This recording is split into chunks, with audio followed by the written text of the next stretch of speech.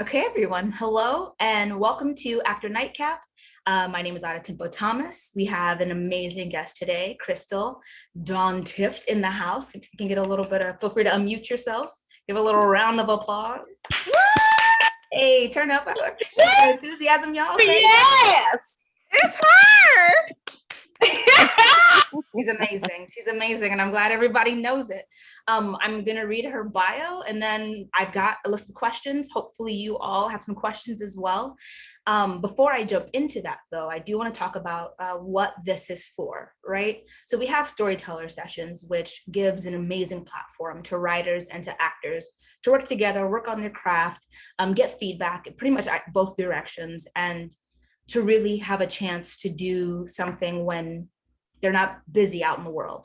It came up during a time in the pandemic when we were all about to lose our effing minds, and it has sustained itself. And I'm so grateful to Profound and for this very loyal group of people who are here. So of course, give yourselves a round of applause as well, because I have seen a lot of your work and I've heard a lot of you read, and it's really amazing stuff. And I also appreciate that this gives a space for people of the global majority to come together and to have a space to work on our craft as well. So this is pretty dope.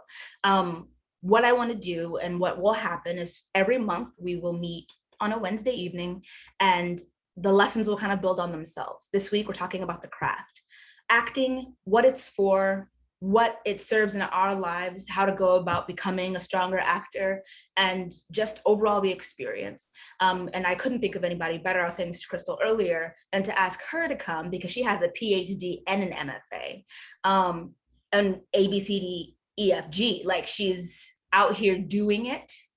And putting her money where her mouth is and putting all her degrees there too. So let me read her bio, but I'm excited to have Kristyl here with us and excited to get started.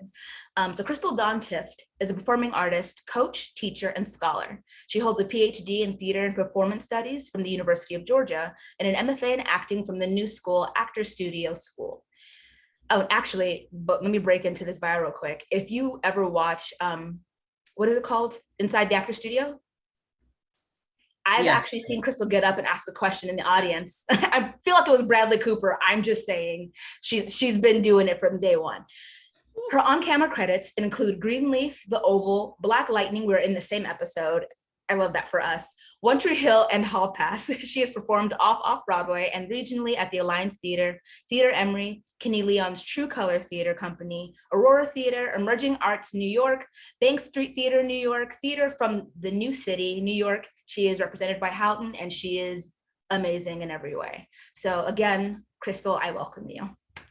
Oh, thank you, Adetinpo. And I'm just amazed that you saw that episode of Inside the Actor Studio. I've been trying to keep that thing deep in the dirt, but I guess it shows up. Yeah. That's awkward because I'm live tweeting. So everyone knows now. Oh, you should have led with that. So our first question, I know I just read your bio, but tell us who you are. What do you do? What are you about? Where do you work?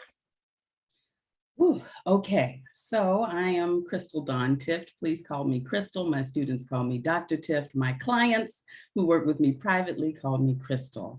What is there to say? So I am an actress, singer, songwriter, producer, director, dancer, and I like to work on my own home decor from time to time. So that's just the thing I do. Are you about to leave out singing? Did you say singing and I blacked out? Did I say? I think I said singing. I think I said singing. Yes. So I kind of. That's my bad. I kind of do it all. When it comes to performing, I kind of do it all because that's my passion. That's what I love. It's what I've always loved to do. It's the way I express myself. I'm not a very talkative person. So it's like when Adetinpo is talking, I'm like, oh, I have to speak soon. Oh God, okay. You know what I mean? So, but I speak through my art. I work at Vanderbilt University as an assistant professor of theater. So I teach in acting and directing. So what else do I do? I'm also a professional actor, a professional singer. I like to dabble in dance, but I wouldn't call myself a professional dancer, but give me a routine and we'll get it done, you know? I've seen it, she's not lying. So that's what I do, and that's where I work. Before Vanderbilt, I worked at Kennesaw State University for 2 years. And I'm very proud of that because so much of what I learned that I teach at Vanderbilt, I really learned woodshedding at Kennesaw State and teaching my students and training them there. So I'm ever grateful for that experience. And so that's who I am and what I do. No, I love it. And you actually answered the next question, which is what do you do in the industry? And any industry adjacent work that may not be what you just listed, but still feels relevant? I think I forgot to mention I'm a voice artist. Mhm. How do I forget these things? But audiobooks are my primary sort of work. That's the most consistent work that I I hear get. it. Yeah. So it's the most consistent work that I get in terms of voice artistry. And I enjoy that work. I love reading books. I love listening to books read to me. Mm. Uh, I'm a very sort of oral, AURAL person. So I receive things the way you say them, the tone of voice, the pacing, all that jazz. It means a lot to me, pitch, which leads to me being a singer. Music is my way in a lot of times to character, and the voice is my entryway usually for a film, television, or a theater character. You know what I mean? So that's something else that I do. Yeah. No, it's great. When did you get started doing all of this? Why did you get started as well? Is this something that you've been doing from a really young age? Was it like high school? Yeah, I would say that I first dabbled in like musical theater Mm. when I was living in Germany. I'm an Army brat, and my family and I lived in Germany for 3 years, from like 1989 to like 1992. And I remember my brother was in high school at the time, my older brother, Deontay, and he's a very creative person, and he would dabble in musical theater too. And they were having auditions for The Music Man, a musical called The Mm. Music Man. And because it was a small community of Army folks, we were all kind of auditioning. So people, when I was in middle school, my teacher in middle school, she was auditioning for the musical. My brother's friends were auditioning from the high school for that musical. So it was more like community theater. And I thought to myself, well, let me do it. I love to sing, but I'm very shy. So that was the hard part. But because my brother was auditioning, I went along with him, and I auditioned with a song, probably Whitney Houston, because I adored Whitney Houston when I As was one does when auditioning for The Music Man. that voice, right? That voice. And so I think I sang something, and the director heard me, and he said, "What was that?" And I got a solo part. I was a townsperson, but it was a solo part, and I'm like all of maybe 11, 12 years old, you know. That's amazing. But I was still very shy, but I could sing. I could sing. I could always sing. And it was my first love was music. My first love was music. And so I got introduced to the theater that way, right? Through musical theater. And I remember my social studies teacher at the time in middle school. She was one of the townspeople too. And I saw how she carried herself in the space on the stage. And it was like she was totally somebody else. And I gravitated toward that transformation. And I thought, I want to do that too. And I sort of tried to embody this townsperson with no name. And I found that I liked that. I liked melting into the skin of another character. So I think that's really when it got me. But I took a long hiatus. We came back to the United States, and I dabbled, played a little extra role here, whatever, walk-on role in middle school here. And then in high school, junior and senior year, I really got interested. And my chorus teacher was my drama teacher, and I adored him. Raymond Ellis is his name, and that was Liberty County High School in Hinesville, Georgia. And I adored him. He was my saving grace because we didn't have much down there. There still isn't much down there, but I went to dance from age 2 to 14. And that was the place I started at Cheryl Brett's dance studio. So there was a little bit of the arts there. There were the arts just a little bit, and I sort of gravitated to where they were. And Mr. Ellis, he saw my talent. He saw it from the jump. He never really said it, but he saw it because he would cast me in everything. I'd be in these roles. I'd be playing I was in this play called I Never Saw Another Butterfly. It was about the Holocaust. And I played this teacher, this Jewish teacher. Now You know, you know That's what what I I would mean? typecast you as, a Jewish teacher, personally. Like, Mr. Ellison's really reaching. But back then I was just like, oh, this is exciting. I want to do this thing. I didn't understand the significance of my color or anything like that. And he didn't point that out. So I came up believing I could do anything. I really did. My mother always told me I could do anything I wanted to be. I could do anything I wanted to do. I could be anything I wanted to be. And Mr. Ellis really validated that. So again, my love for theater, my love for music was still sort of front and center. I thought I was going to be a singer. And in college, I went to Georgia Southern University, and I majored in music for my first 2 years of the 4 years I was there. But I always moonlighted at the theater department, which at that time, moonlighted. Yeah, I was like, let me sneak on over here, because music and theater tend to, they clash a bit, unfortunately. Don't ask me why. Drama, egos, all of that. But but I would sneak over there and I would do little student shows, or I'd do one-act plays. And I just loved it. I would consistently get cast. I never had no problem getting no role, you know what I mean? But then it came to a point. This explains your confidence. It is what it is. You know what I'm saying? Like, that's my Never heard thing. no. I'm not mad. Yeah. I'm not mad. Yeah. And it's just, when you're good, you just know. Now, can you harness that, and can you do that work consistently? That was the thing I wanted to do. So I was a music major at the time for about 2 years. And then there came to be this moment where one of my music teachers gave me an ultimatum, right? The idea that you can't do this play. You have to be at this concert type of thing. And I'm like, don't put me in a corner. Don't do that.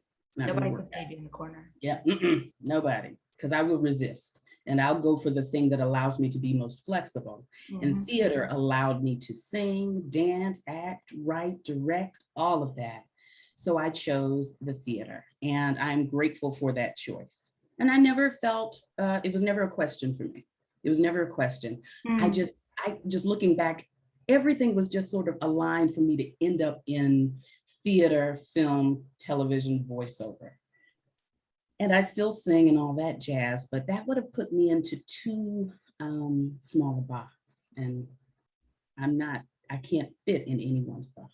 No, I agree with that. And I love that the reason that you chose theater wasn't just because it was most flexible, but because it allowed you to kind of touch on every part of your creativity. Because you're right, when you're doing your own live shows, if you're producing it yourself, you're painting the stuff, you're sewing the clothes, you're trying to figure out which wig looks best to make this 12-year-old look like an old Jewish teacher. Like, that is all part of the creativity. And something else I love that you said is that it sounds like this work brings you catharsis, that you, as a shy person, have this outlet that allows you to kind of express yourself. And I think that's really beautiful. I think a lot of people who are just really fucking weird end up doing theater, and then they blame theater, like theater did that to them. But theater is really opportunity to get to be outside of yourself. And I know personally, as a Black woman, sometimes theater was the first time I got to be angry and I wasn't in trouble for it.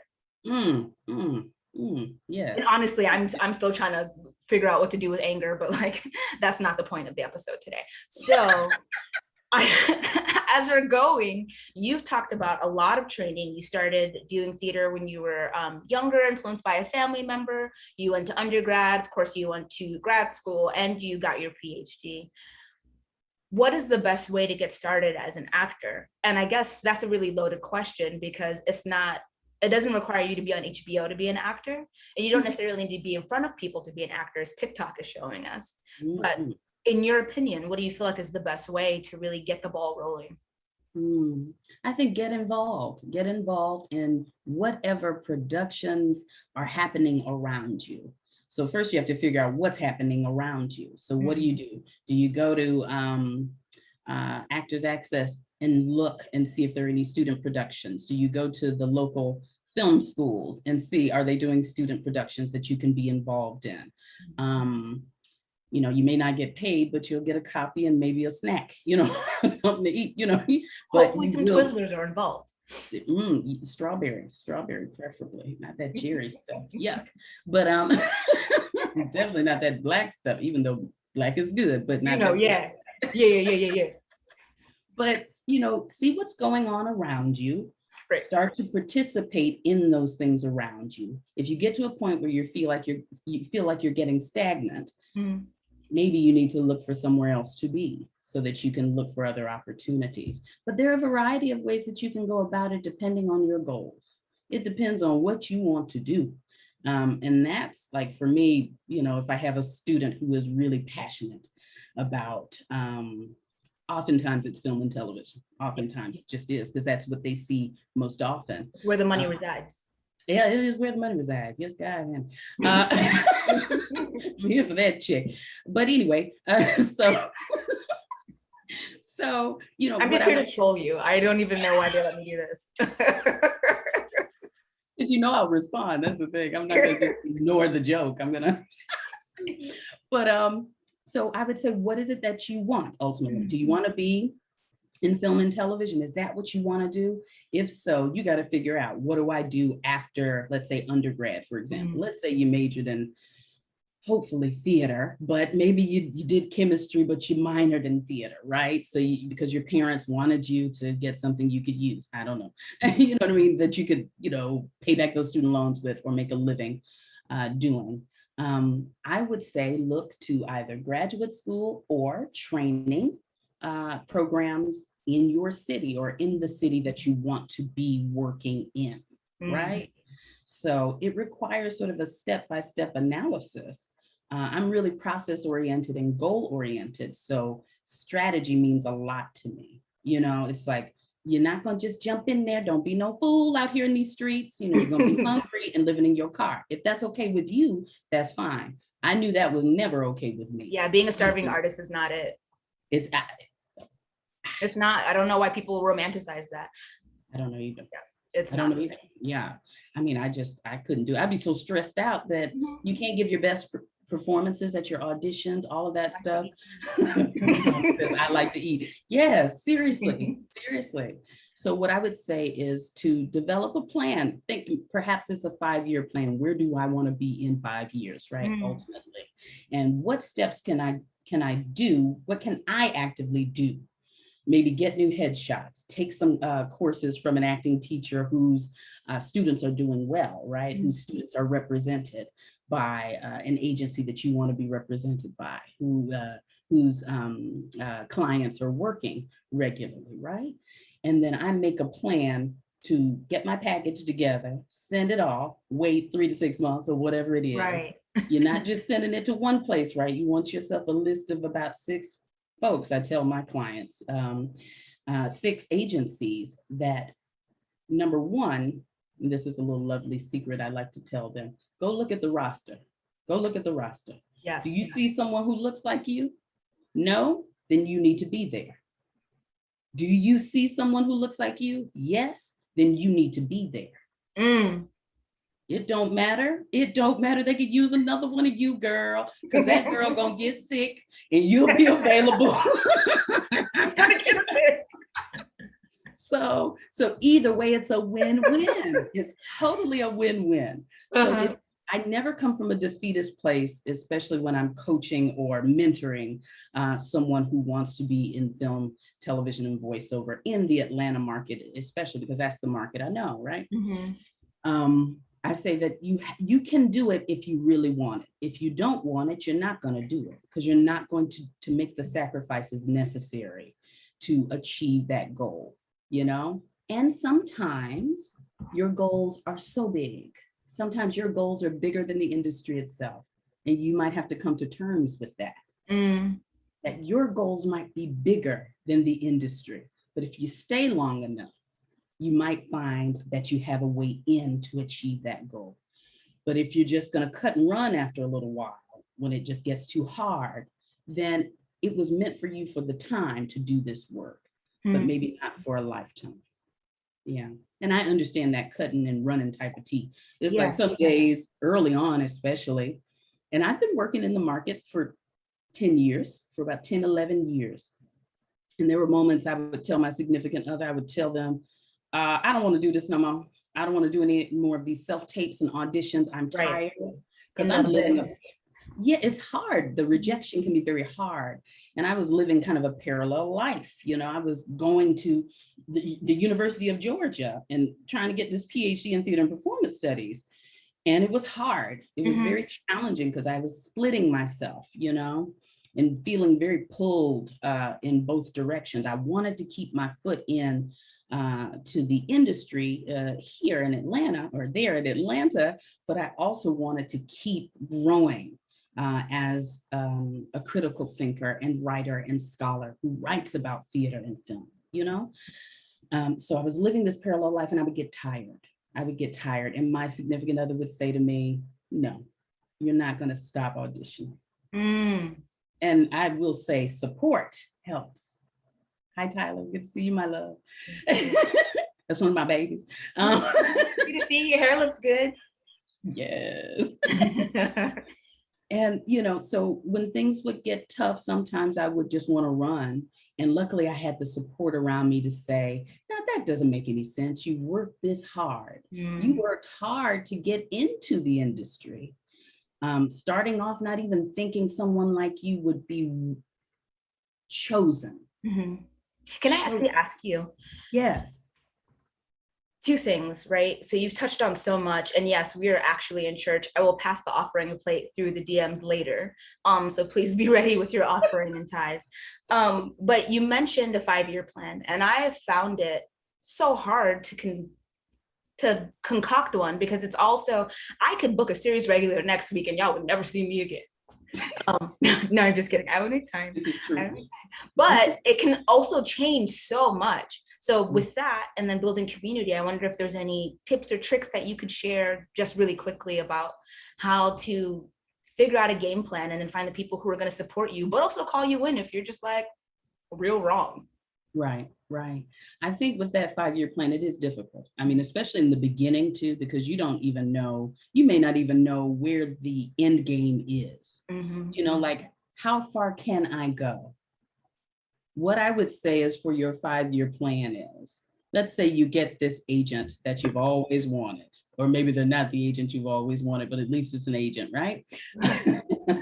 give it 5 years. Hopefully, you know, they hang on to you, you hang on to them for that amount of time. And if you start booking, you know, don't think, okay, if there's a lag in your bookings that it's the end of the world, I got to run, I'm not succeeding. Give it some time. There may be a whole year you're not working. You know, I had a whole year I wasn't working. I was like, they forgot about me over here. My agency forgot about me. Luckily, I was busy doing some other stuff, but Yeah. you know, that's very hard. But if you've given yourself that 5-year plan, that 1 year is not going to be so damaging. Yeah. It won't sway you from reaching that 5th year. It's like in academia when you're trying to get tenure.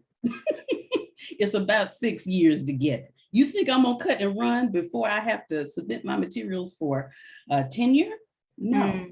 You gotta commit fully. Gotta commit fully. Yeah. Even when you have a bad day with students or something like that. No, I have committed to this time and I want to achieve that goal so that I can get the stability that I deserve, that I've worked so hard for.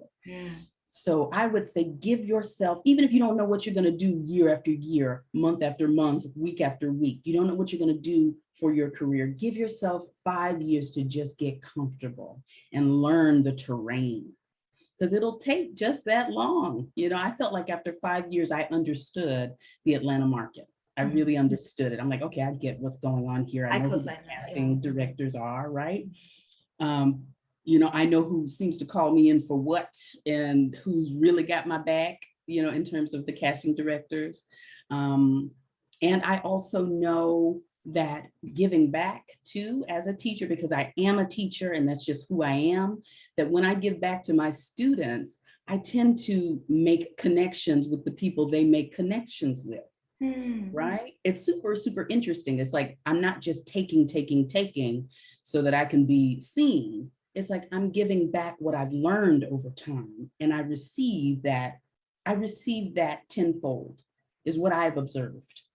So something like what you're doing tonight, you know, with this series, you are giving back. Yeah, that is what you're doing. And you'll get back far more than you ever thought you would by just doing a service to help other people of color, right? He is able. Right. Amen. Right? So that's really what it's kind of a, I think, ego is a big deal in this business, right? It's just a thing. People walk around with egos and don't even deserve them. Don't even have no reason for child cheese. Anyway. But but we have to kind of find a way to be confident, but not, excuse my language, an asshole. Yeah. To be confident and to be giving as well. And you will get so much back in return. Oh, I love it. So I think it's just a balance. Taking notes? Are you guys taking notes? I'm over here taking notes. I'll pontificate all day, y'all. Oh, I love it. That's why you're here. But yeah, so in terms of that 5-year plan, just give yourself time to get comfortable. It's like you move to a new city, for example, right? And this new city might be the film and television industry in the Southeast market. And you can't just cut and run after 2 years if things don't work out your way. You got to learn the terrain. And once you're sure you've learned that terrain, you need to make sure that you are reaching out and putting yourself out there. That's one of the things that I don't always do well, is put myself out there, right? Because, maybe I might be judged, or maybe I'm not good enough, or maybe this, that, or the third. But no, honey, you said you wanted this.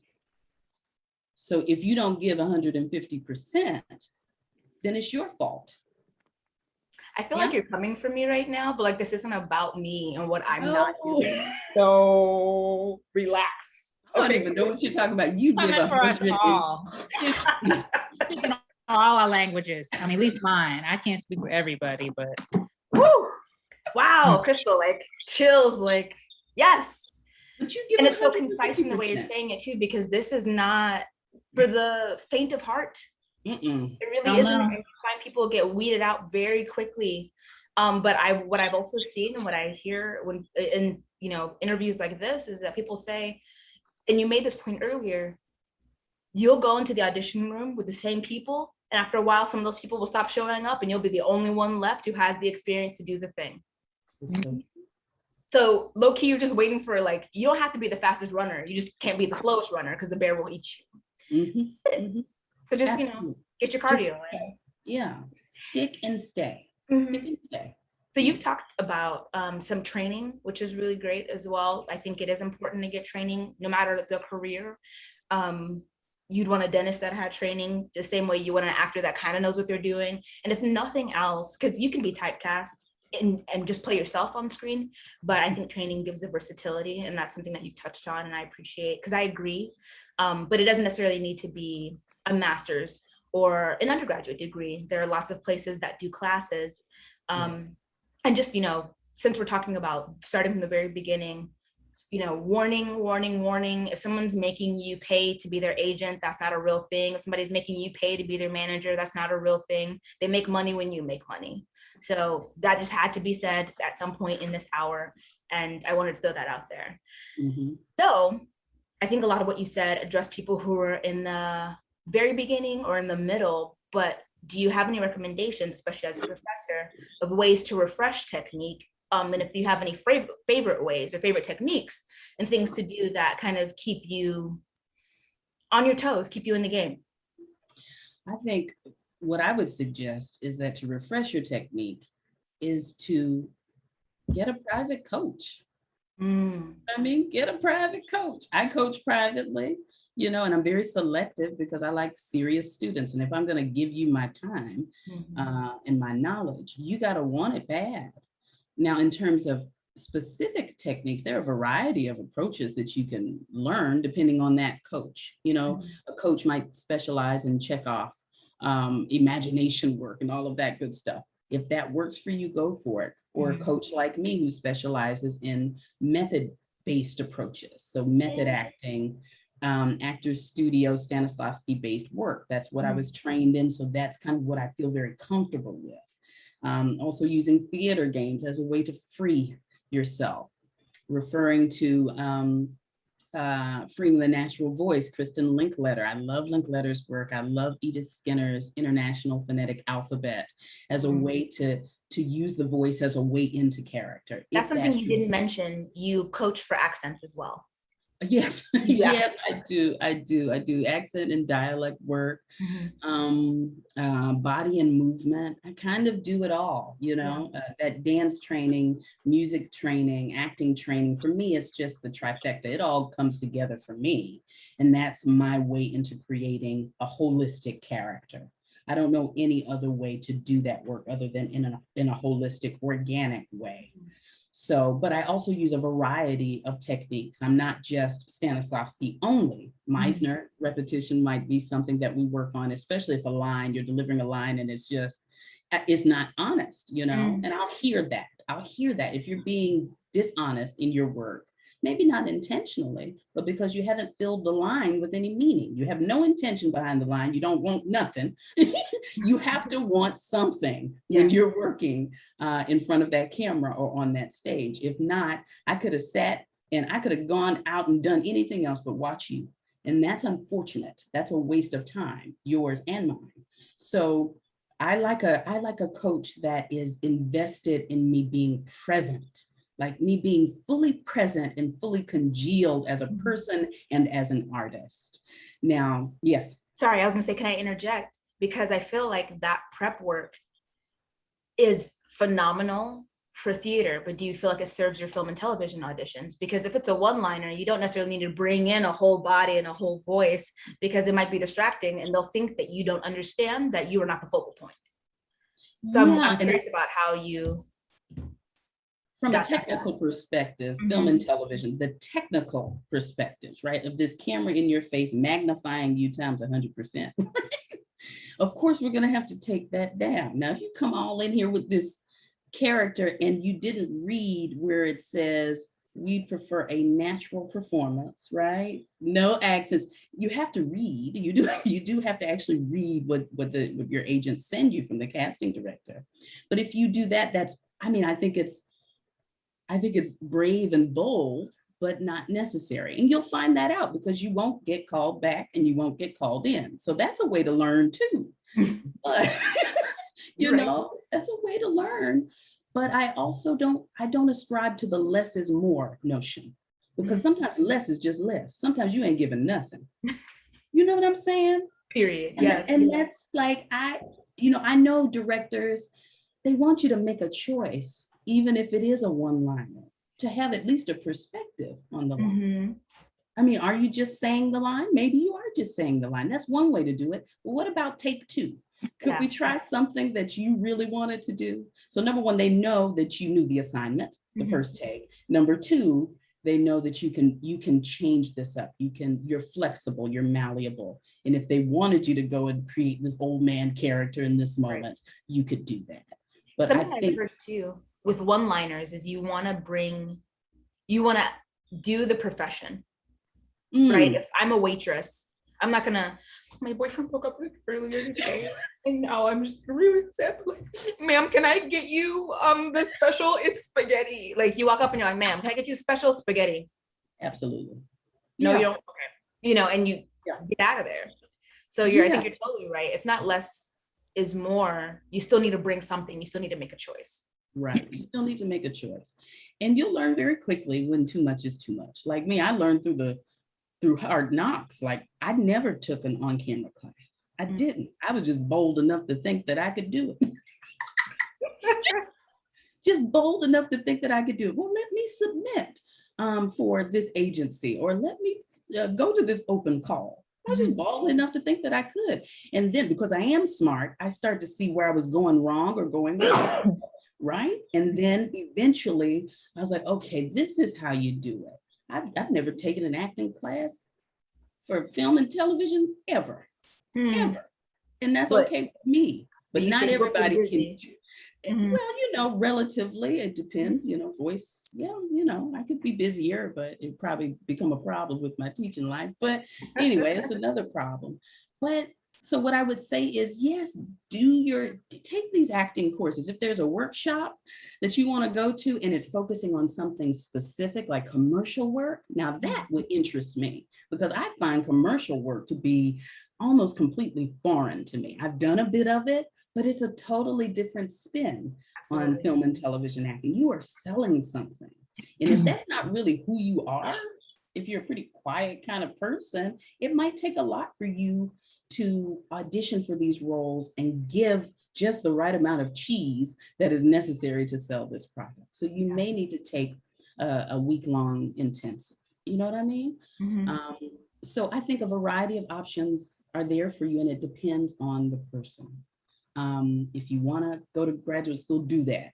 If you want to go to attend a workshop that a casting director is doing, do that. If you want to hire a private coach, do that. And that coach might not even be that consistent. I'm the kind of person, I'm like, when you need me, I'll be there. When you need me, I'll be there. You don't have to see me every week. I can accomplish quite a bit in 20 minutes. You'd be surprised, you know, but you better come with your ears open and ready, you know. I'm gonna be ready for you. You know, it's just a script. It's got some words on it. A writer wrote it, a brilliant writer, we hope, wrote it.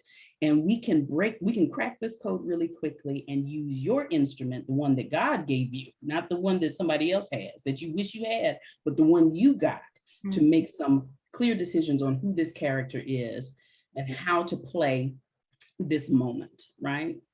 That's my thought on that. So no, you don't have to go to graduate school. You don't have to do any of that. I knew for me, that's what I wanted to do. I did what I wanted to do. I went because my mom is African and I was bullied into going to grad school. So like, let's just call it what it is. And that's what it was. So my last question, and if you all who are watching, thank you for being here with us. If you have questions, start throwing them in the chat. But my very last question would be, what do you wish you had known when you started that would have saved you some trouble? That I was enough. That I am enough. That I am enough. You know, I didn't know that. I did not. So, you know, I am enough. That you are enough. Like who you are today is exactly where you're supposed to be. And you're not going to be able to rush this development process, the developmental process of you developing as a human. You're not going to be able to rush that by crying over the fact that you're not something that you're not someone else. Be you. It's really, really nice when you are comfortable in your skin and you find that people see that in you and they gravitate toward it. And it's like an affirmation, like you are where you're supposed to be. Now, we all have our insecurities and things like that, but we can work through them and unpack them either in therapy, on the stage, in front of the camera. You know, there are a variety of ways that you can work on you and also do the thing you love to do. Like, I think art is therapy. It is totally therapy for me, always has been. So you can use that as a way to become more of the person that you want to be. So what I would say is, I would tell myself that, Kristyl, you are enough. You are talented. You are beautiful. You are an amazing human being. You are a good person, you know? And if I was just about to ask you to tell me what affirmations you say so I can start saying them. You is smart. You is kind. You is important. Yes, absolutely. All of that. You know, until you believe it. Fake it until you make it. Even if you don't believe it, one day you'll say it and you'll actually believe it. You'll actually believe it. So I would say that, Kristyl, you are enough, just as you are. Because what I would do is I would, every little success I had, it was never enough for me. I booked a gig and did a great job. Yep. And that's not healthy. That is not healthy to keep moving that goalpost, because you'll never achieve perfection. You are not perfect. It's fine. It's okay. Because what you realize is that I'm about to be 40 in April. And what you realize is that there are whole there are whole pieces of your life that you miss when you're not in the moment and enjoying that booking. Like I told Tyler, who's here tonight, Tyler booked his first gig a month or two ago. And I just wanted him to enjoy that, because I think about my first booking, which was probably Hall Pass or One Tree Hill. And I didn't believe it, so I didn't enjoy it. And so he went to New Orleans, and that's where I went for Looper, the film Looper. I'm in the deleted scenes, but enjoy New Orleans. enjoy the hotel, enjoy Cafe du Monde, enjoy the beignets, enjoy the coffee, enjoy the food, go to the Popeyes, enjoy these successes, because in this business, we know there may not be another one coming so soon, So enjoy it, savor it, and know that you were the person who was meant to have that job. It's not a competition with your peers. It is a competition with your own mind and heart. Yeah. Don't go into the room trying to compete with them other girls, honey. They got something you don't have, and you got something they don't have, or guys, or whatever, or non-binary folks. Right. They got something you don't have. So, and you have something they don't have. You're special and you're unique, and you're going to see a whole lot of each other.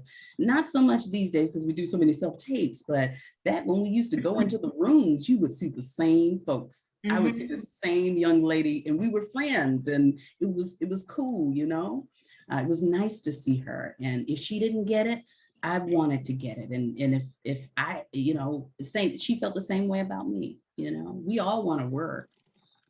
Just be good to yourself and know that you're enough. You just may not be what the director was looking for that day.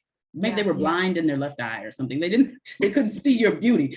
They couldn't see how great you were that day. I can tell you how many auditions I thought, I fucking smashed that. Can't wait. Send me my check right now. And then I watch it and I'm like, oh, they wanted an old Asian lady. That tracks. That's okay too. Like that's actually it didn't need to be better. Yeah. I love when I see that, when it's somebody totally who doesn't look anything like me. I'm like, oh, thank goodness. Because then it wasn't my acting. Absolutely. It was just you wanted something different. Yeah. So that's what I would say. You are enough. Wherever you are right now is good.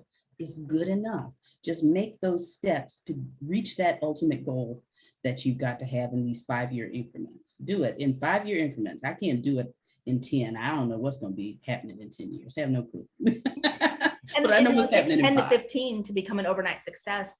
And Dr. Giles, actually, who is a professor at the University of Georgia, or has retired now, but is like holy mecca of knowledge. And she was like, give it 5 years at a time. Oh, good. Okay. Don't feel like you want to quit in 3 years. Go give me 2 more. And then when that 5 years is over, really reassess where you're at and go, okay, let's do another 5.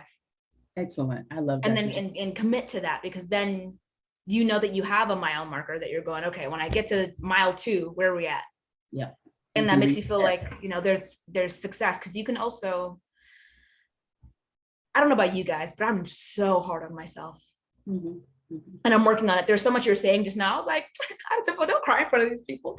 But it's hard to, and especially being in this vessel, to feel like you're enough, to feel like what you're doing is sufficient, and that people's reaction to you is not your responsibility.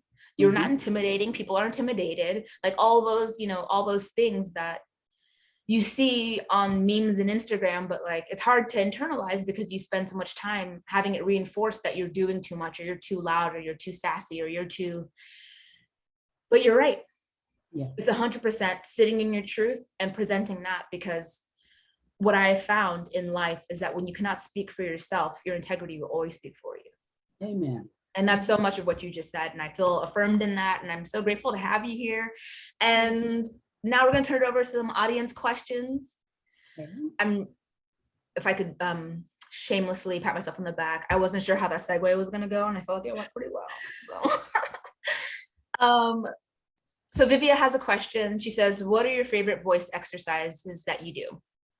Oh man, I love tongue twisters. I love Theophilus Thistle, the successful thistle sifter, thrusted 3,000 thistles through the thick of thy thumb. See that thou sifting things like that. I love tongue twisters that sort of challenge me. Like I know where my weak spots are, like SL sounds, like slut. I get this little sound that happens in the back of my throat. It's the Jewish teacher coming out.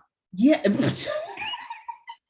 But it doesn't really sound really good, when I'm narrating. So tongue twisters before I'm recording really help, a lot. Also singing, I'll just start singing. I'll belt or I'll sing in my head voice only, and then I'll combine the two.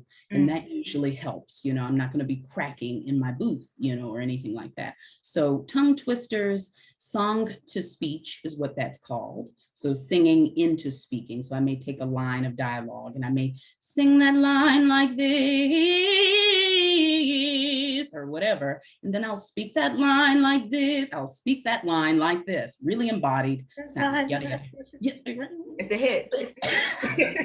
So, song to speech really helps. Tongue twisters help. What else?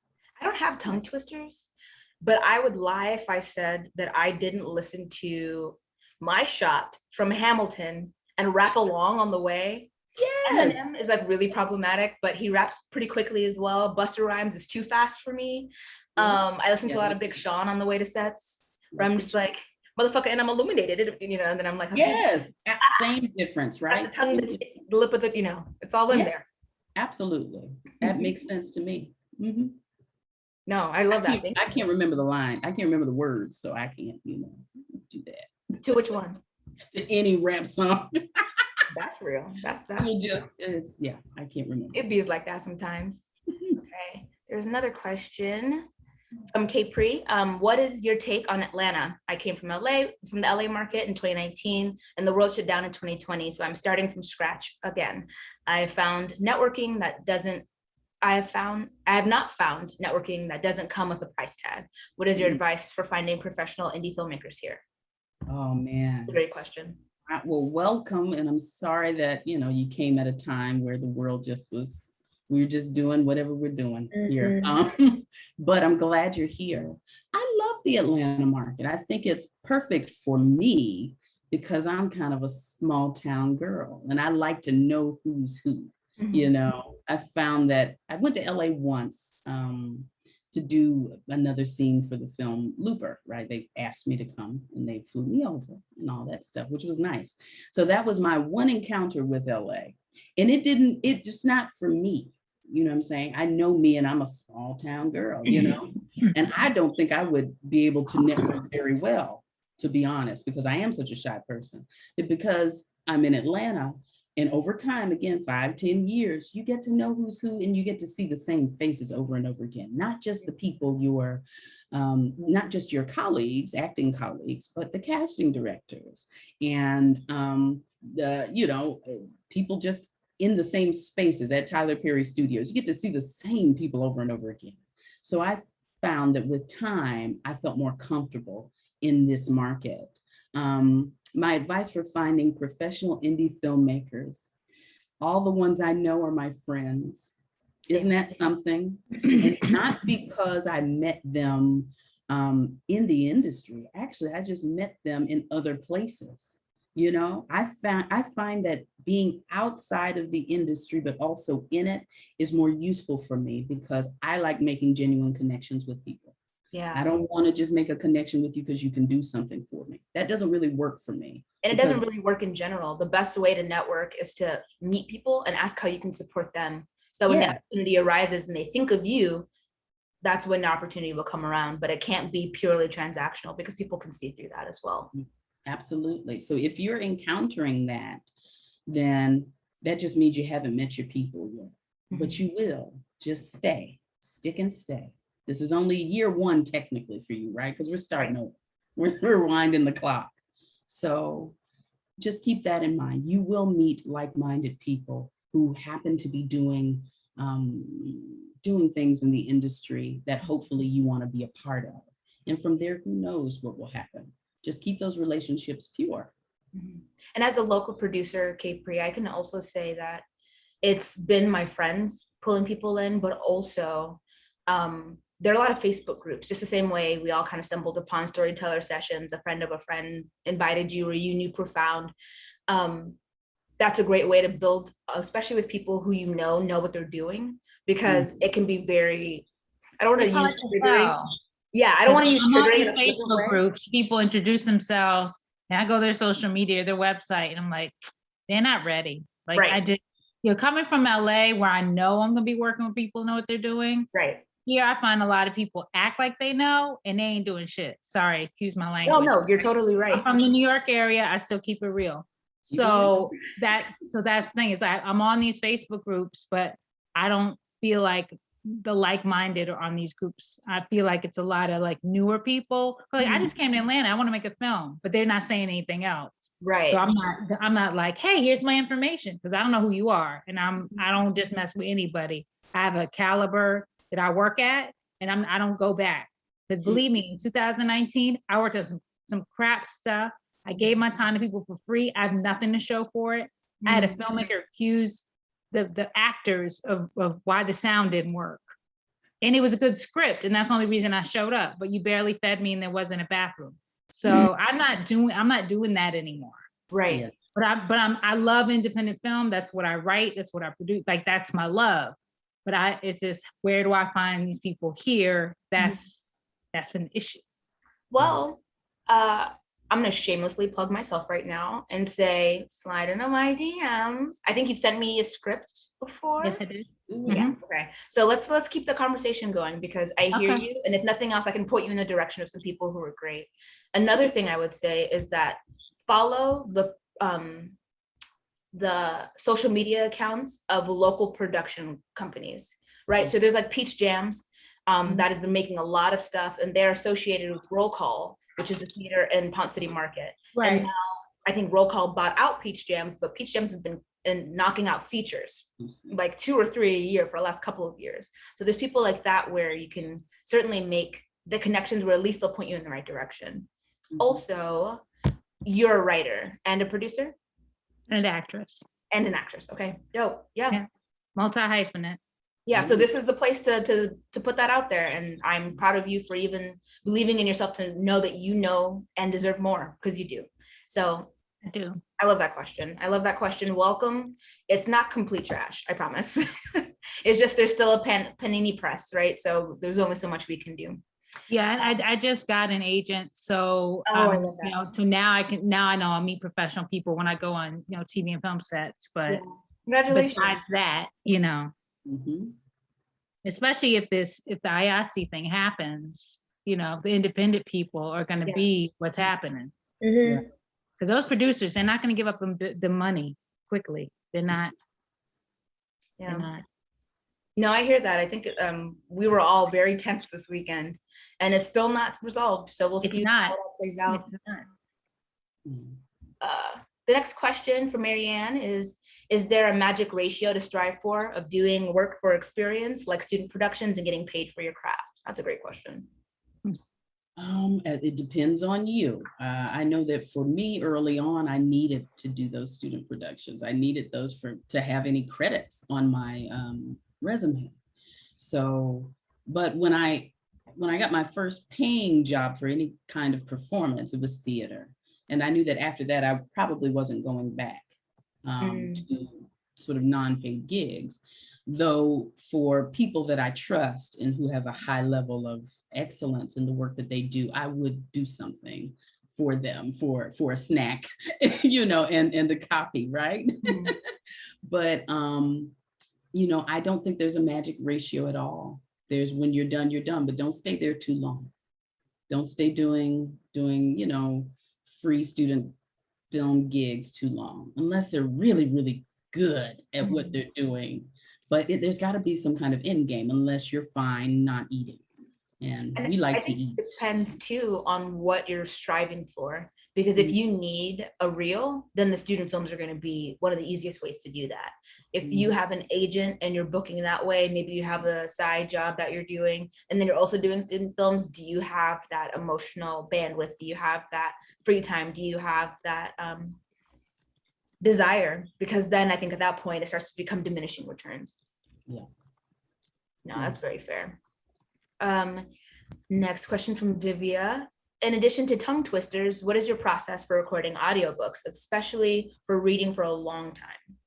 Oh my goodness. Well, the longest book I ever recorded, it's a total of 13 hours. It took me far more than that to do it, right? It took me, I'm a perfectionist, so, and I was producing it. So it took me months to do it because I'm just like that. But I've learned that ultimately the check isn't worth it if I'm spending more time than I'm getting, back in return hourly, So what do? I prep my script. If there are words that I don't know how to pronounce, I've got to circle those words and maybe phoneticize them if that works for me, or write them out in some way that I can sound them out. If there are names and I don't know the pronunciations of those names, I've got to find that out. So I may contact the writer if I have their information, or I may do a Google search or a YouTube search and see where they maybe presented at a conference or something and hear how someone pronounced their name.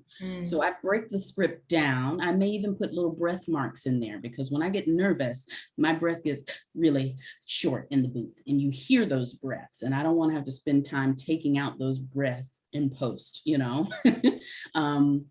So I have to prepare it. I get calm. I might take a hot bath the night before and just chill out. I like to record early in the mornings. So like 5 o'clock, 6 o'clock, or really late in the evening. So 9 to 12. But I map out every day how many hours I'm going to devote to recording. Usually I try to devote enough time to complete a single chapter so that the sound is continuous and it sounds like I recorded on the same day. And then I just do what I say I'm going to do. If I said I'm recording pages 1 through 100 on Tuesday, that's what I do. And then I move on from there. And before I know it, I've got all my files in, and the book is being promoted on Audible. Before I know it, I have a book now called Blackbirds in the Sky by Brandy Colbert, and it's about the Tulsa race riots of 1920. So I get to learn so much about our history, because I do a lot of books that are about Black history. So for me, and I love it because I get to hear it quicker than I'll see a movie that I might be in. Maybe not as quick as a television show. It's about there with a television show that, okay, I did the work and I get to see how I did or hear how I did. So that's my process for recording audiobooks. Nice. That's actually very thorough. Thank you. Carson has a question. Have you all heard anything about Albuquerque and the new Mexico studio, the new Netflix studio? Is it a saturated state for the industry? I don't know nothing about it. I haven't heard. Yeah. Sorry. I don't know this man. I'm sorry to this man. I have no idea. Sounds awesome. Do you mean Carson, just real quick, do you mean is Atlanta a saturated market or is Albuquerque a saturated market? I was talking about Albuquerque, New Mexico. Okay. Yeah, sorry. No worries. It is really new, and I've had some opportunities lead me there. And so I was just curious because my agency that I'm tied with right now in Austin, Texas, hasn't been super great on informing me. And so I'm just really curious, I don't know what the word is in the actual industry of, oh, hey, Netflix is now a good place to start keeping your eye out for. I just was curious, but. Well, there's a lot of shit. Better Call Saul. Go ahead. Sorry. Who's talking? Okay. Something I will say, Carson, is that if the question is, should you go to Albuquerque? Yeah. I definitely know that there's stuff there because, and I have an opportunity for the college that I'm transferring to has opportunities to work production side in the Netflix studio, but my dream has always been what I've been pursuing is being an actor. So I feel like it's a good way. I just wasn't sure I just wasn't sure. I saw this article that it had ranked really highly, but I had not heard anything about it in terms of people that I know in the industry. So I was just confused if I was just missing something or if I was getting false information. Are you transferring to school in New Mexico? I went to AMDA in LA originally, and then I took a couple semesters off because of COVID. And so now I'm transferring there because of their internship opportunity with the Netflix studio that they just built. Heard. So I am a huge fan of doing as much as you can while you're in college, because you're living in a really nice bubble where you will be fed, there's somewhere to live, and you're getting credits for doing stuff you're going to have to learn on the back end anyway. Yeah. So I say if you're already transferring to school there and you're going to be there and you have the opportunity to work with Netflix, something that I've found with networking is not that you want to, and I think Issa Rae said this, so I didn't make this up, but you don't want to network up as much as you want to network horizontally, because ideally all boats rise. Yeah. So as you're coming up, you know, you're on the red carpet and you're like, hey, remember when we did that student film? And you're like, he came together. So to be in Albuquerque and have the opportunity to work on Netflix, those PAs will one day be producers and ADs and directors. Yeah. And you'll still remember, you know, you'll still have that opportunity. And especially if you want to finish your degree while you're doing it, that sounds like a great idea. Thank you. Yeah. Thank you. Confident in that. Yeah, Kristyl, you good on that one? Oh yeah. I mean, let us know how it goes since you're going. I mean, Keep it's us not like you're posted. losing anything. Yeah, I definitely will. Thank you. So congratulations. Let's see, next question. Do you have a preferred movement technique? I love Alexander technique, and I love modern dance. So interpretive dance interpretive dance. I enjoy that very much because you don't have to be a dancer, but it allows you to sort of move in your body in ways that you may not, you know, normally, right? So for my students, I sometimes have to get them out of their heads and into their bodies because they tend to be very smart people, but not emotionally intelligent. Oof. And so music is a great way into the body and into those emotions, because you can move your body a certain way, you start tearing up, you know, but you won't know that if you don't try it. So dance and Alexander technique, which is an alignment technique developed by F.M. Alexander, right? And the notion is that you got a string through the top of your head, through the bottom of your pelvis, down through your feet, out through your hands, out through your shoulders. And you carry yourself in such a way where the tension is balanced throughout the body. You're not holding tension in the back of the neck and sprinting down here, because that's what you do when you're scared. And it has become a habit for you. It's very difficult to create characters that are varied if you walk around looking like this all day, right? But if I think up, and you'll notice I look, I'm like, even when I stand, it is regal, honey. And it is not something that I'm trying to do. It's something I was trained to do. You just have good posture. Yeah, I was trained to do it. And thank goodness, because there are things going on in my body that I didn't know about until I got a little bit older. I have a vertebra that's not fully formed in my back, but Alexander technique really allowed me to think out through the top and the bottom of me in such a way that I perhaps avoided a lot more pain than I might have had otherwise, you know what I mean, in my body. So I would pursue Alexander technique and modern dance or tap dance, hip hop, definitely hip hop is good, ballet, jazz, just to get into your body, you know? So it doesn't have to be anything super, super specific, but Alexander and all kinds of dance, do it. I personally love Laban. Because it's a really great way to build a character when you're just like grasping at straws. And Laban movement techniques, where you'll like, there's things like float or press or ring, but each of these words has an attribute. So with press, it's sustained and heavy and strong. So if I'm a character that's sustained and heavy and strong, then that's how I'm talking to you. That's how I'm carrying myself. Or if I float and you just know that, and the only difference between float and press is that it's heavy or light. Now all of a sudden I'm here and or that might be glide actually. But anyway, it works. It's great. Don't poke me on this, but I like Laban as well. I'm fascinated by Laban's efforts. I'm really fascinated by it because it seems like an easy way to get what you need to get done, especially like for, you know, like me, I had like 4 auditions this week. Do I have time to sit and create a character for all these people? Not the way I would in the theater, no. Right. So Laban's efforts might be very useful for me. I just have to learn them all, though. That's the thing. Yeah, and I forgot. I need a good teacher. I shouldn't have been so confident when I started. I don't remember really. Mazette, am I saying that right? Says, I've been wanting to do voiceovers, but the only connections to it that I've seen are seminars charging thousands. What is the best way for me to get into connection with a reputable company? Also, how can I sign up for your personal coaching classes? Yes, plug yourself. And also, what's a good way to start? What's a good way to start? Excuse me. Okay.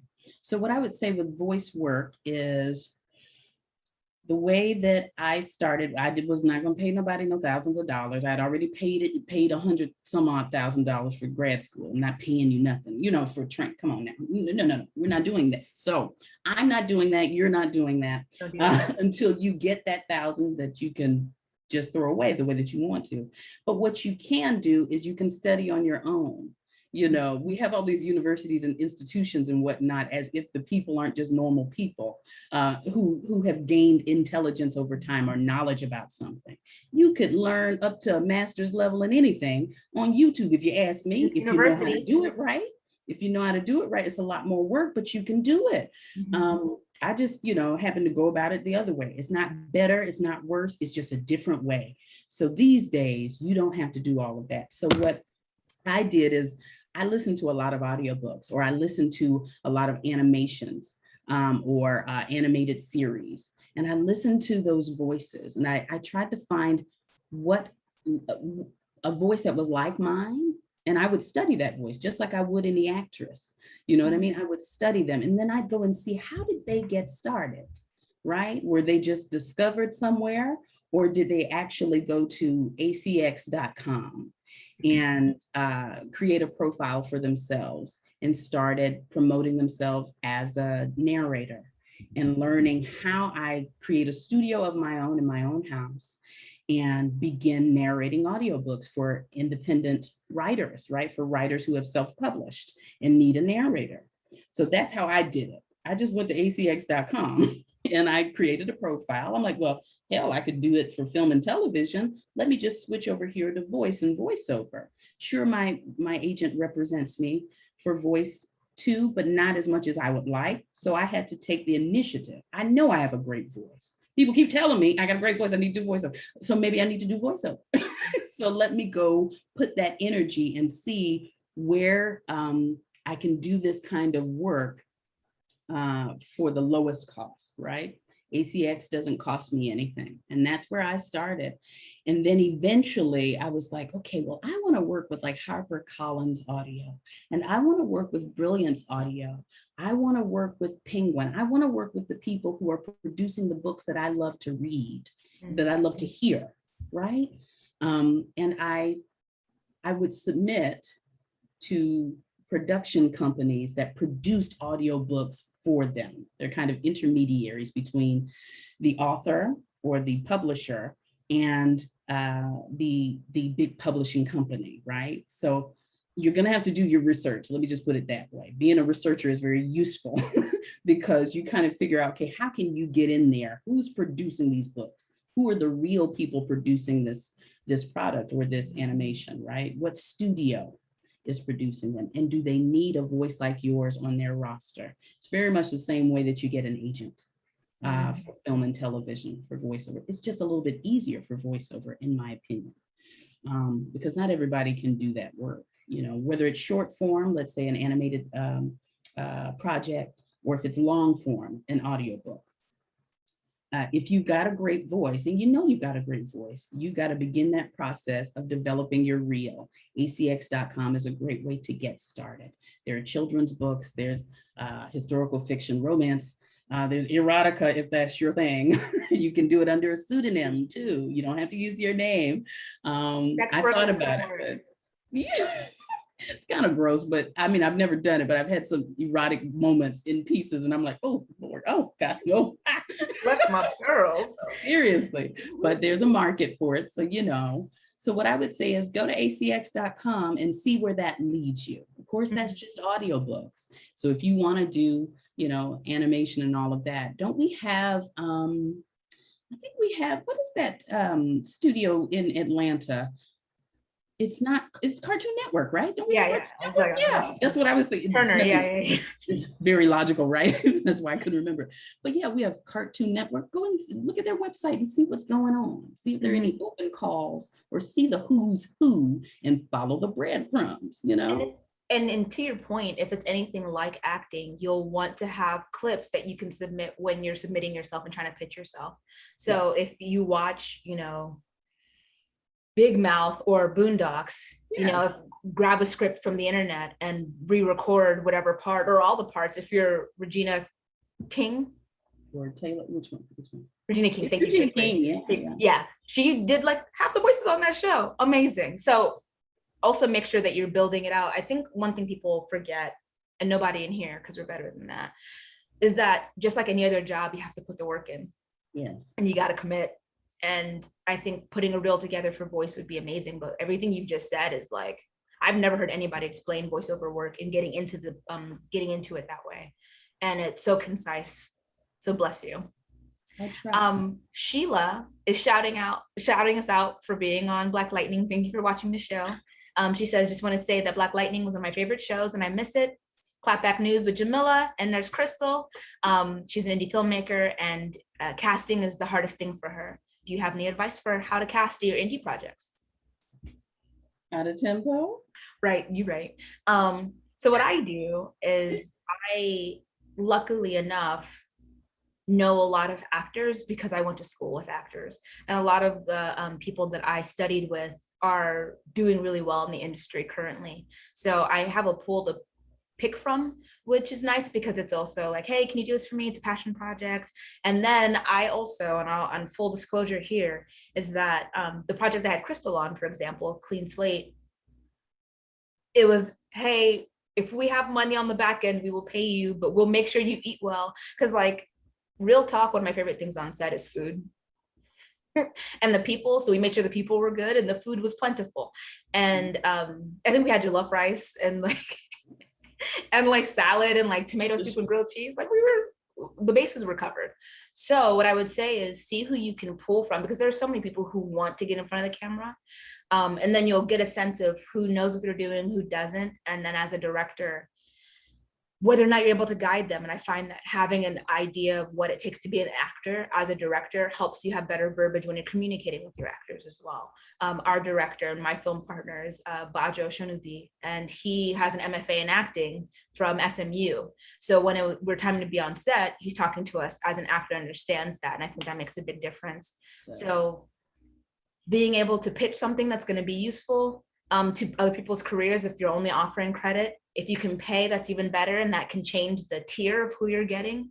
But Actors Access is actually a great resource. I think anybody can post there and cast from there. You can ask people to tape and you can filter through that way.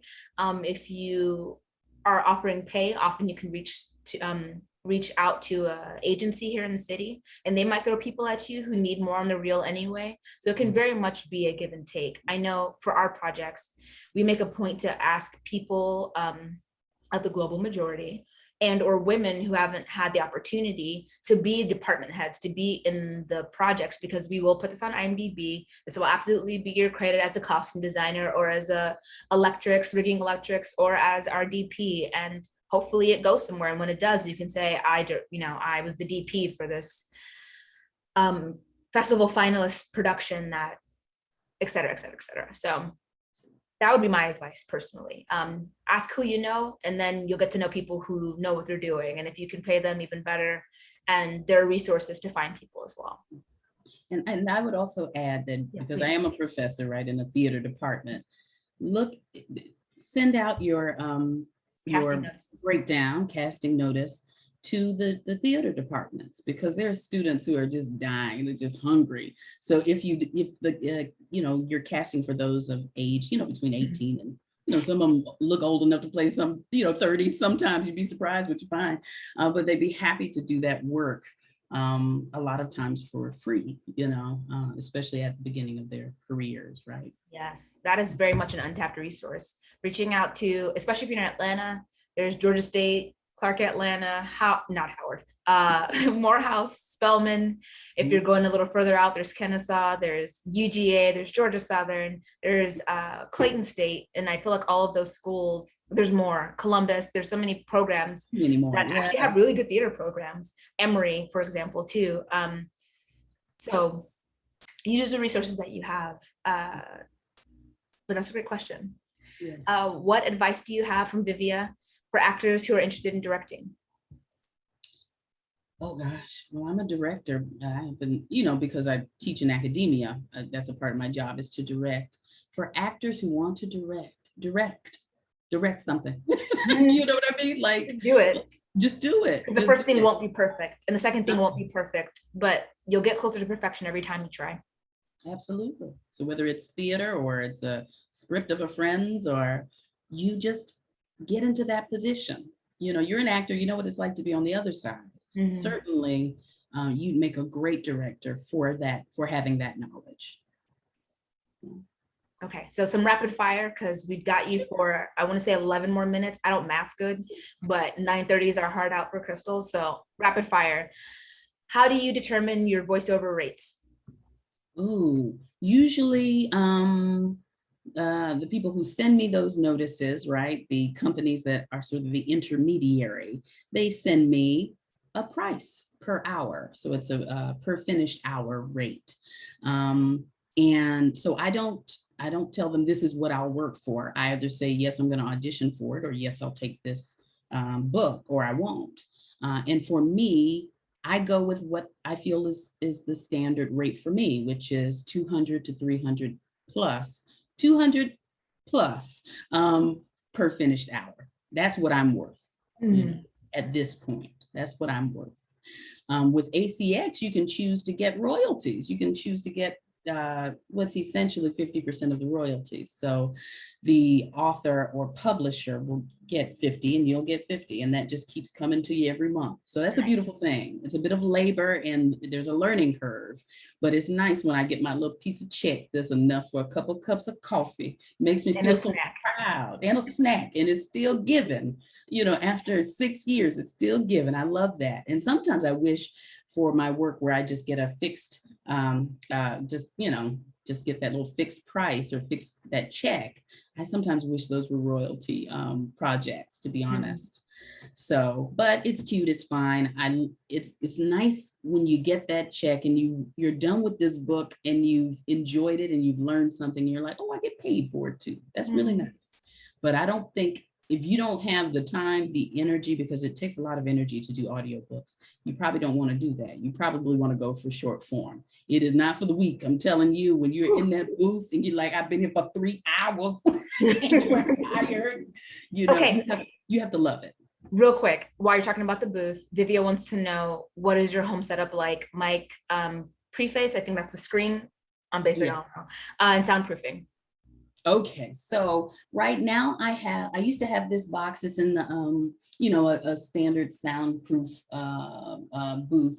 It's in the garage. Right now I have a, what is that thing called? An ISOVOX, ISVOX, and you just kind of stick your head in it. Now I will have some acoustic shielding or acoustic panels on the wall outside of it, but I need to make sure no sound is coming in, y'all. Yes, the ISOVOX, thank you. I also use a Steinberg interface, but I also have a PreSonus interface. The mic I use is an Audio Technica. I believe it's an Audio Technica 47. I use Logic Pro 10, though a lot of people use Pro Tools. I still ain't learned how to use that, but Logic Pro 10 has been working for me for 6 years. It's what I know how to use. It looks just like Pro Tools, y'all. It's like, what is this? Why are they different? I have Sony headphones. What else? And that's pretty much it. Okay. That's How much would you say that cost you, that whole situation? I would say that cost me maybe $1,800. I know, but see, I got it over time. Yeah, see? okay. You know, I got my mic first, and then I was under a sheet, not a sheet, but a blanket. A blanket in the closet. I've heard that. It gets so hot. Yes, I had a closet booth for a hot minute. Tyler knows about all this. He's heard this spiel about the steps of my progression as a voice artist. But then you get to experiment. Don't buy it all at once. Don't buy it all at once. And go to acx.com. They have videos about how to create your own booth. And they taught me so much. Like I said, I didn't pay anybody to teach me how to do this, because I was bound and determined not to pay anybody again to teach me how to do anything, because I spent so much money in school, right? And they didn't teach me that. So what I would say is, YouTube is free, y'all. It is free. Use it. Use it. I agree with Capri. Vivia, your erotica voiceover name writer should be Victoria Vixen. That's dope. You should give Capri a percentage when you make that, because that's her intellectual property. Check out Vivia. Vivia's got a link in there if you want to listen to her clips. She was on Black Lightning as well. That's awesome. Season 2, episode 1. Rooting for everybody Black. All about who you know, right, Tyler? Yeah. Sorry, I'm scrolling to see. Crafty is a blessing. Blessed and highly favored with these snacks. Backstage is a great one, and so is casting networks. So if you're an actor looking for stuff or a place to look for actors, casting networks, Backstage, and Actors Access. Actors Access tends to be the most legit one because there are also then things that your agents can only get you that you'll find. But also I remember Napoli Ever After was casting on just like open. Remind me the name of Tyler Perry's go-to Raven Drummer.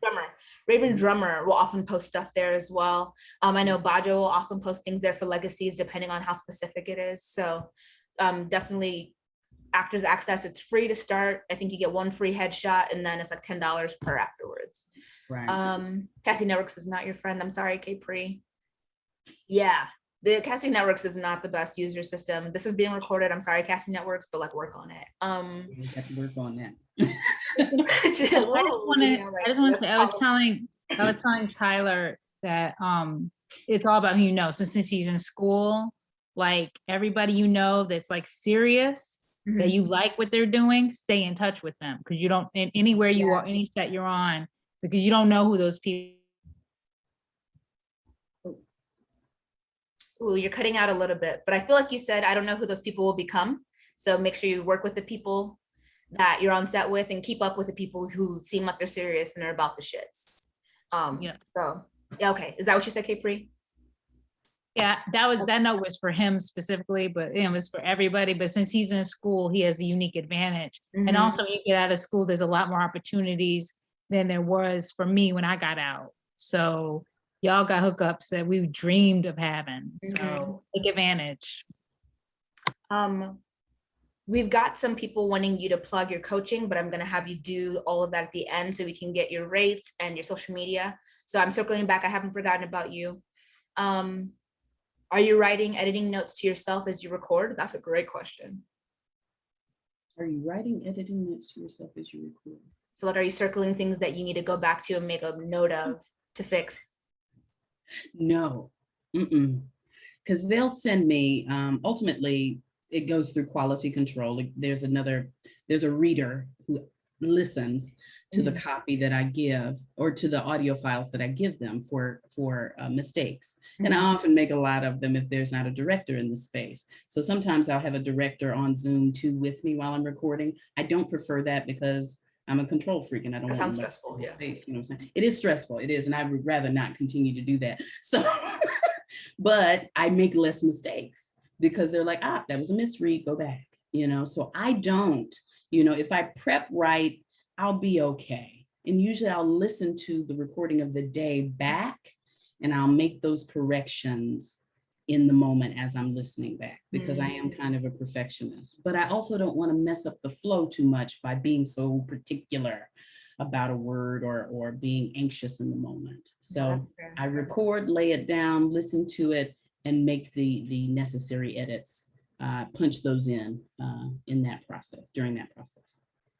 That's great. Thank you. Dom wants to know if you have any advice or thoughts on creating your own projects and or roles. Well, I've done that. What I would say is, if you can write, and I believe every actor can write, I think it can be very difficult for us at first because we're so used to having someone's words to interpret. But if you feel called to a particular story, try to write that story. If you really feel that you don't enjoy that process, reach out to someone who is a writer. We all know that one writer who that is who he, she, or they are. They are a writer, in their spirit. And maybe they just need a story to write. And maybe you have that story. So if you can't write it, make a connection with a writer. And put yourself in those stories. Try to figure out, who can I play? I write, so I will write myself into a project. Recently, yeah, Dom, you're in the right room. I'm telling you. Yeah, you are. Write yourself into the project. You know what I mean? A role that only you can play. And that's what I usually do. If I'm writing, I always write a role for me.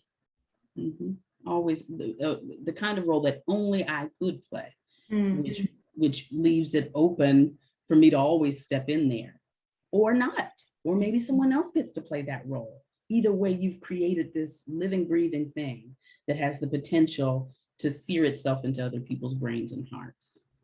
Also, I don't think there's anything wrong with prioritizing yourself. I very selfishly only produce things I can be the lead of.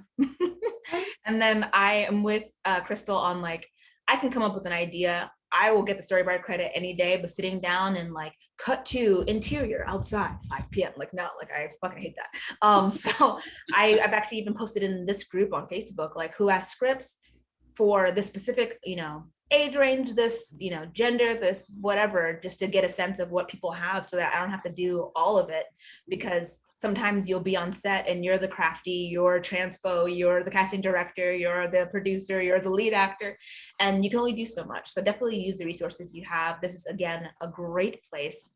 And that is a perfect segue to the very end of our first episode of Actors Nightcap.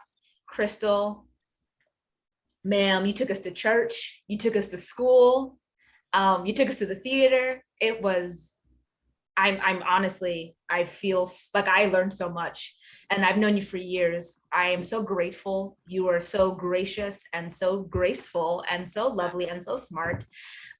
Please, now's the perfect time. What is your website?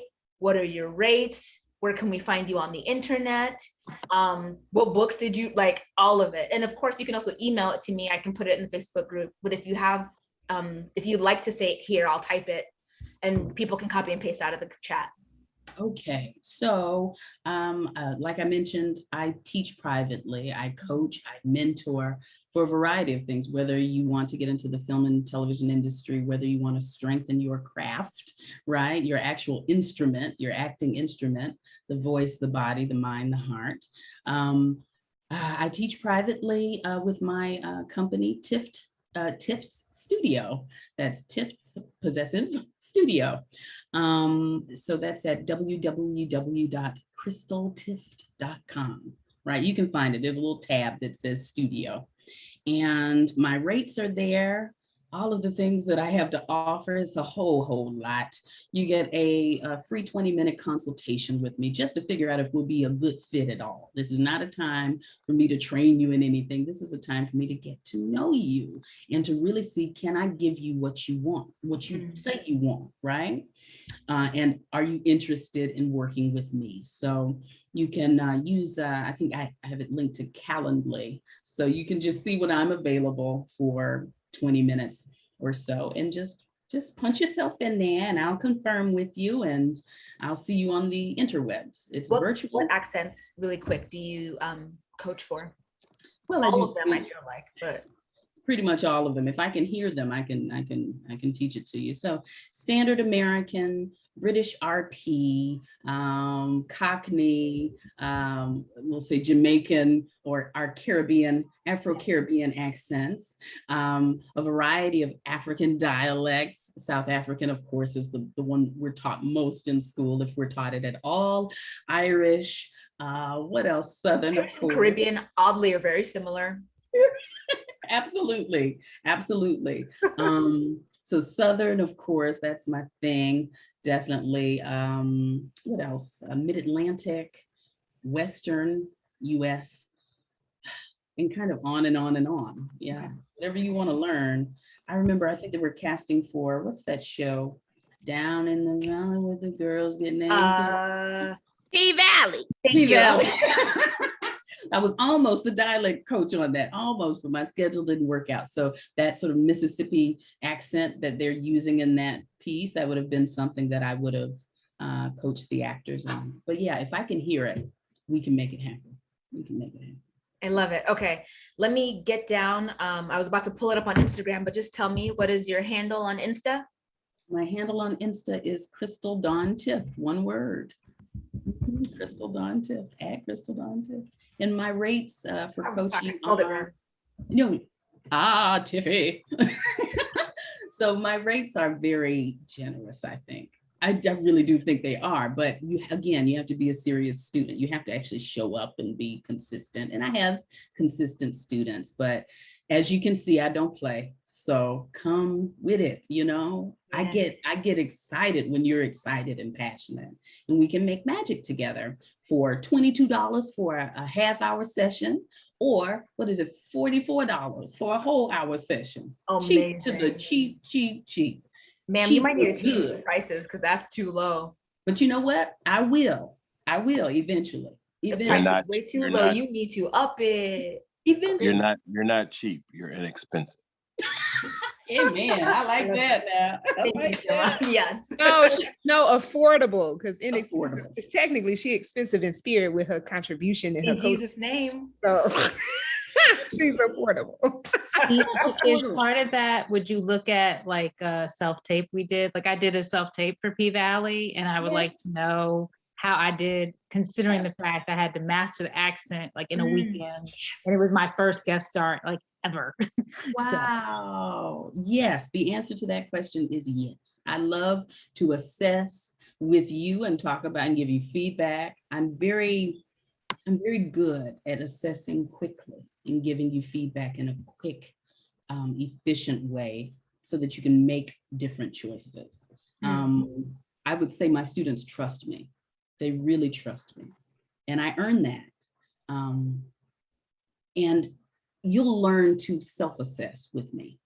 So it gets to a point where you don't even need me anymore. At a certain point, you're like, I know that wasn't right. Let's do another take. it's my problem because in undergrad, I took directing classes, I took writing classes, I took like everything. And then I lived in Hollywood. So I'm whenever it's hard for me to be in one place. Okay, I'm the actor. Because Yes. when I look at my performance, I'm like, I'm looking at it as if it's not me. Yes. You have yes. to though. So you Yeah. gotta take off those hats. You just gotta put that It's director's hat challenging. there, Yeah. put the writer's hat there, put the actor's hat on. Yeah, it's just a matter of managing those personalities, right? Thank you you, can thank do you, that. thank you, thank you, thank you, everyone for coming to our first episode. Thank you, Woohoo. Kristyl, for sharing so much of your knowledge. Thank you for your amazing questions. Thank you, Profound, for teaching me how to use Zoom right before this started. Everybody, you're dope. Connect with each other. This will be available somewhere, somehow. Catch us November 17th for our next episode, which is going to be on mental health as an artist with Amari Harden. And that will be Woo. there for everyone to see. Thank you again so much, you guys. Thank you all. Next time we'll make sure I know what everybody's sipping on for our next Actors Nightcap. Bye, everybody. Awesome. Bye, y'all. Good Hey, night. y'all.